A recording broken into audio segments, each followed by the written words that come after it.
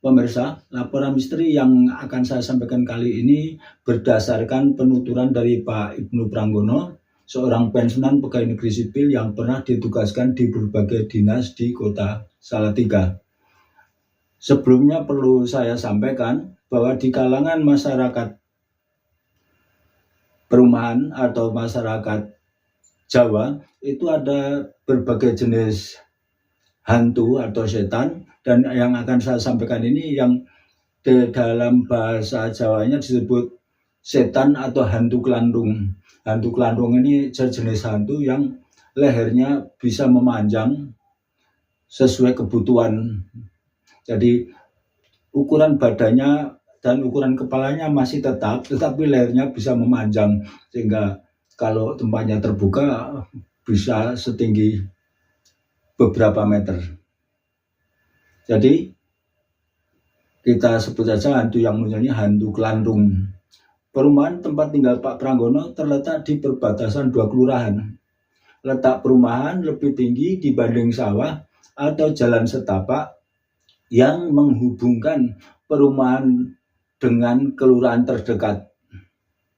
Untuk menuju kampung sebelah telah dibangun jalan setapak yang sudah disemen, dan sering ada yang mengendarai sepeda motor untuk naik turun melalui jalan setapak ini. Batas kelurahan yang ada perumahannya dengan yang tetangga terdekat itu sebuah kali. Kalinya ini ya kalau musim hujan bisa banjir juga, dan airnya berasal dari Kota Salatiga. Jadi dalam musim hujan itu kalau deras itu suaranya bisa kemerusak gitu, bahasa Jawa itu kemerusak. Jadi suaranya bisa gemuruh.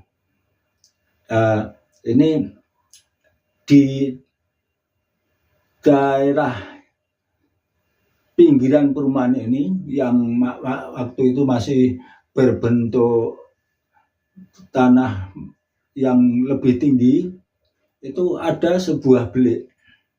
Belik itu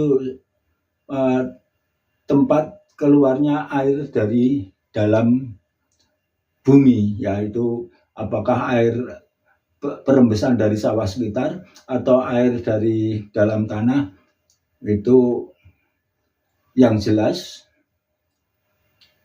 airnya relatif jernih sehingga dimanfaatkan oleh warga sekitar untuk mandi maupun untuk mencuci alat-alat pertanian setelah mereka pulang dari sawah. Jadi warga di kampung tetangga perumahan Pak Pranggono itu masih cukup banyak yang berprofesi sebagai petani. Ya, suatu hari ini sekitar tahun 1998 atau 1900 atau tahun 2000-an, tahun 2000-an itu setelah sholat asar, waktunya hampir sudah terdengar adzan sholat asar, itu biasanya yang dari sawah maupun yang ada keperluan ke belik itu banyak yang berkumpul di situ ya.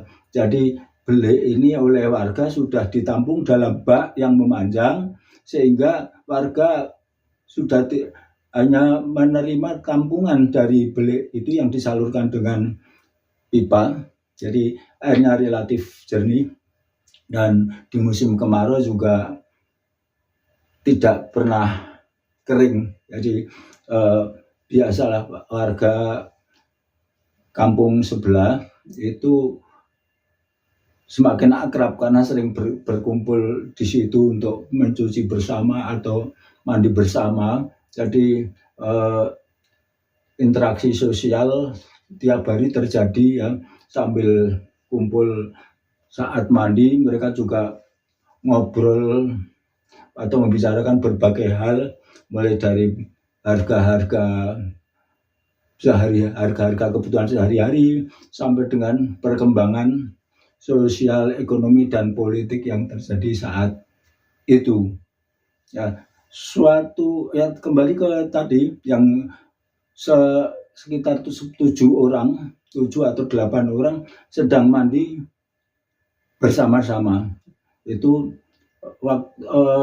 bahwa untuk mandi warga ini sudah dibuat tembok keliling, tapi waktu itu di atasnya belum dipasang atap, belum dipasang genteng, sehingga kalau hujan ya kena hujan, dan kalau dilihat dari daerah yang lebih tinggi ya akan terlihat meskipun tidak lengkap karena mungkin sebagian besar tubuh tertutup tembok, itu akan kelihatan yang sedang mandi orang berapa atau yang sedang mencuci di situ orang berapa bisa terlihat. Kemudian dari dalam kamar mandi ini sendiri itu kalau melihat ke wilayah perumahan juga melihat bisa dengan jelas ya. Waktu itu perumahan ini masih dalam tahap perumahan tempat Pak Pranggono itu dalam pembangunan, jadi masih ada bangunan-bangunan yang belum sempurna, ada yang sudah dipasang kusen, jendela dan sebagainya, tapi ada juga yang sudah terpasang mungkin kurang pengecatan dan sebagainya. Nah, saat orang-orang sekitar 7 orang tadi mulai mandi sambil ada yang mencuci pacul dan sebagainya, itu seorang dari mereka memberitahu teman-temannya, tuh di jendela dari tadi ada orang melihat kita di sini, terus melihat terus. Kemudian orang yang lain mendengar itu juga langsung menengok ke arah sebuah jendela. Di situ terlihat seorang laki-laki sedang melihat ke arah mereka. Ya, kemudian ya orang-orang itu mengamati itu orang itu siapa dan sebagainya.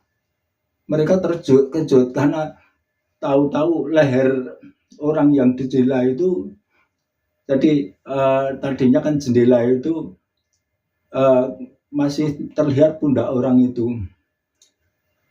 Kemudian orang yang ada di jendela itu lehernya memanjang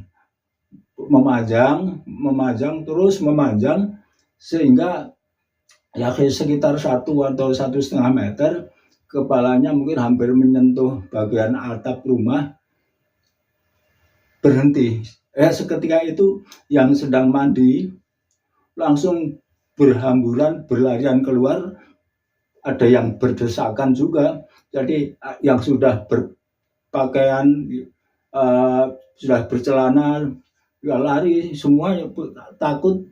Bahkan ada yang masih telanjang atau hanya ditutup dengan handuk, semuanya lari. Jadi ini Pak Pranggono ketemu dengan yang sedang lari sambil nafasnya terengah-engah itu, ditanya, ada apa? Itu tadi di jendela, ya mereka ada yang menjawab, tadi di jendela ada orang laki-laki ngeliatin kita. Kita lihat itu lehernya kok malah makin panjang gitu. Kemudian informasi ini tersebar termasuk ke saya ya, dan di dalam masyarakat Jawa itu hantu yang lehernya memanjang ini dikenal dengan sebutan hantu kelantung. Demikian kisah misteri sekarang ini. Mohon subscribe, share, dan like. Terima kasih, sampai ketemu lagi di misteri yang akan datang.